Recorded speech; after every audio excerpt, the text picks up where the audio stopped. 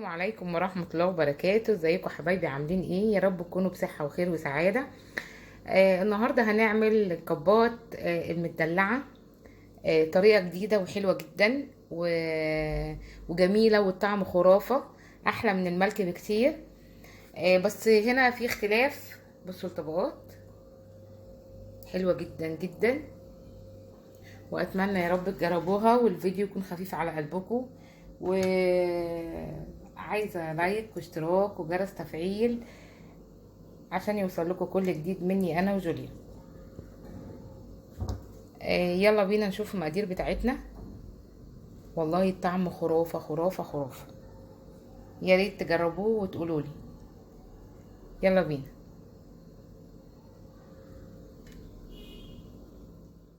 كده هنقول مقادير اول طبقه. كده ده 2 كيلو ونص لبن بيغلوا اهو. معايا 3 معالق سكر كبار، سكر حسب رغبة حضرتك طبعا.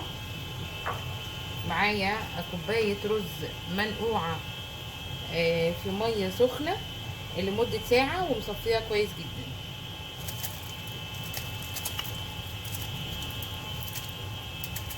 انا مش هحط نشا ولا هحط اي حاجة خالص.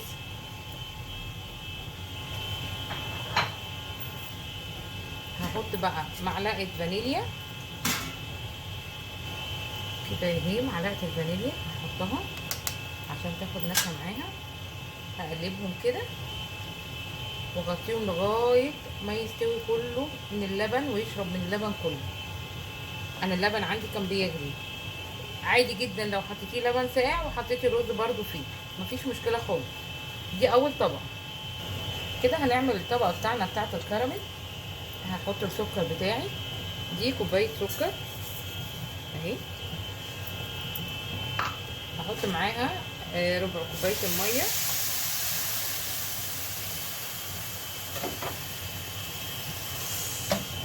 هسيبه بقى يتكرمل. انا اللون ده كويس بالنسبه لي. هحط معلقتين الزبده بتوعي اهو.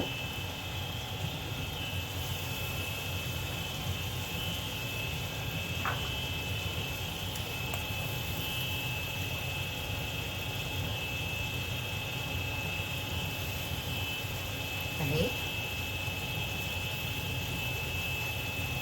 وبعد كده هحط اللبن بتاعي واحط الفانيليا.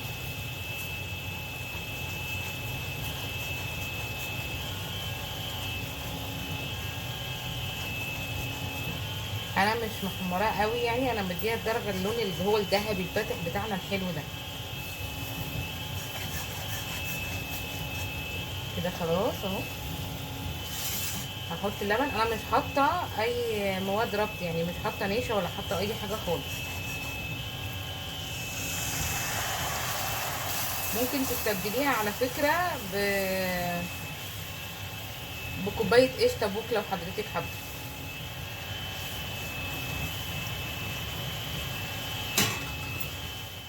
كده الرز بلبن بتاعي كده استوى وبقى حلو جدا. انا ما حطيتش فيه اي مواد ربط، لا نشا ولا دقيق ولا اي حاجه خالص. كده كله استوى مع بعضه وبقى حلو جدا. بصوا الرزايه بتاعته يعتبر انهارت من كتر السوا في اللبن. هسيبه بقى يهدى وهنعمل بقى الطبقه الثالثه بتاعتنا.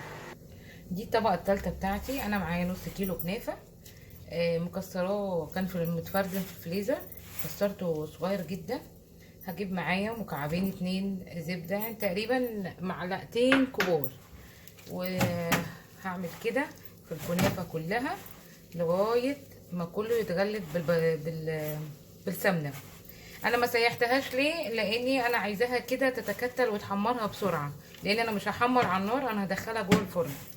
حاجه تانية، انا مش هحط اي حاجه مسكره يعني سكر ولا فيها اي حاجه، لان انا عندي الرز بلبن بتاعي مسكر، وعندي الصوص اللي احنا عملناه صوص التوفي برضو مسكر، فكده هيجزع قوي. وبرضو حسب ذوق حضرتك، لو انتي حابه حطي سكر، هتحطي معلقتين سكر بودر وتدخليها الفرن. كده اهي كلها هدخلها بقى الفرن. مش هحمصها على او مش هحمرها على الفرن من فوق. الطريقه دي بتبقى حلوه جدا وفي الطعم بتبقى احلى. التانية بتخليكي واقفه جنبها على طول، لازم تقلبيها ولازم تبقي واخده بالك منها قوي. لكن دي حتى لو اتحمرت من فوق شويه هتقلبي من تحت هيديكي اللون الذهبي الحلو بتاعك. انا كده خلصتها اهو، هدخلها بقى الفرن عندي. انا قايداها مسبقا على درجه حراره 200. انا جبت الكاسات بتاعتي، هحط فيها اول حاجه الرز ابو لبن بتاعي اهو.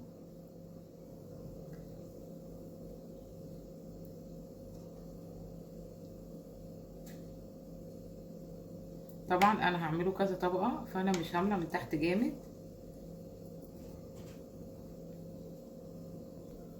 انا حطيت الرز بلبن اهو في الكبات بتاعتي. هحط الكنافه.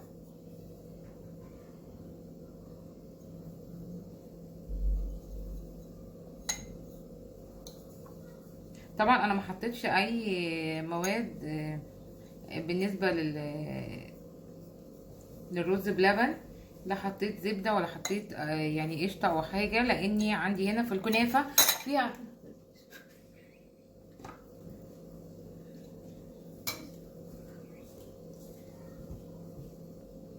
انا عملتها بالطريقه دي.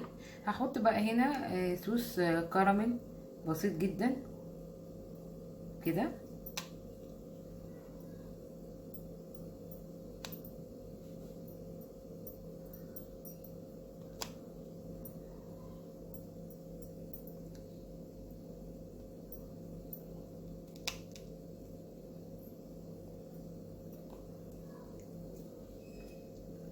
هرجع تاني احط رز بلبن.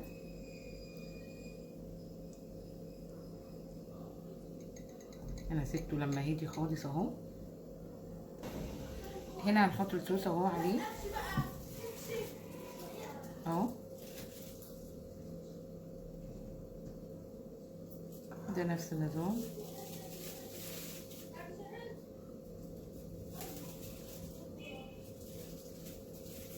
التوبنج بقى الاخراني ده حسب ما حضرتك حابه بقى. انا حطيت في ده شويه مكسرات وبندق من فوق ومعلقه كنافه عاديه.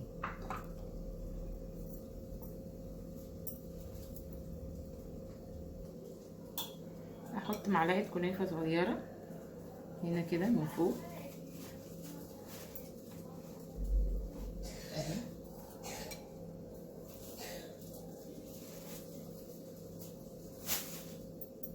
دي كبات المدلعه، بس انا مش حاطه بسبوسه.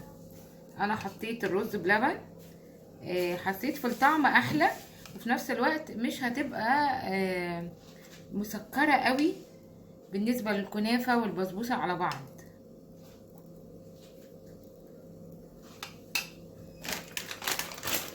احط هنا بندق اهو.